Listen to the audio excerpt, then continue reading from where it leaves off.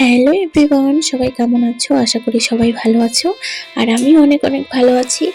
আজকের রেসিপিতে ছিল ডিমের কালিয়া। ভাবলাম এটাই তোমাদের সাথে শেয়ার করি।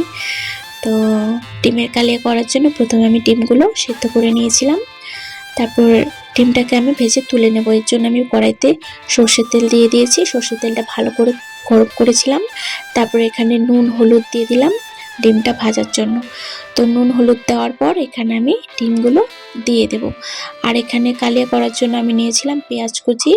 আর ওই মশলাটার মধ্যে ছিল পেঁয়াজ, আদা, রসুন, কাঁচা লঙ্কা, টমেটো, জিরে, সমস্ত কিছু একসাথে আমি পেস্ট করে রেখেছি।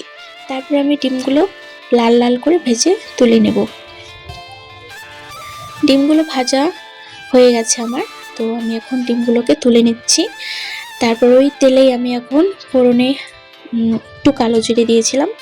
তারপরে দিলাম পেঁয়াজ কুচি। পেঁয়াজ কুচিটা দেওয়ার পর খুব ভালো করে ভাজতে হবে, একদম যাতে নরম হয়ে যায় পেঁয়াজটা। এর জন্য আমি একটু লবণ দিয়ে দিলাম। তারপরে খানিকটা ভাজা ভাজা হয়ে যাওয়ার পর এখানে আমি হলুদ গুঁড়ো দিলাম। হলুদটা দেওয়ার পর আমি আরেকটু সময় ভেজে নেব পেঁয়াজটা। তারপরে এখানে আমি সেই মশলাটা দিয়ে দেব। মশলাটা দেওয়ার পর ভালো করে কষাতে হবে, একদম পেঁয়াজটা যতক্ষণ না গলে যাচ্ছে আমি মশলাটা ঠিক ততটা সময় কষাবো।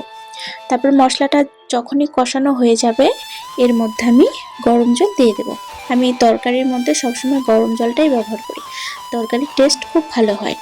তারপর দেখলাম যে আমার তরকারিটা খুব ভালো মতোই ফুটে এসেছে। তখন আমি ভাজা ডিমগুলো দিয়ে দেব।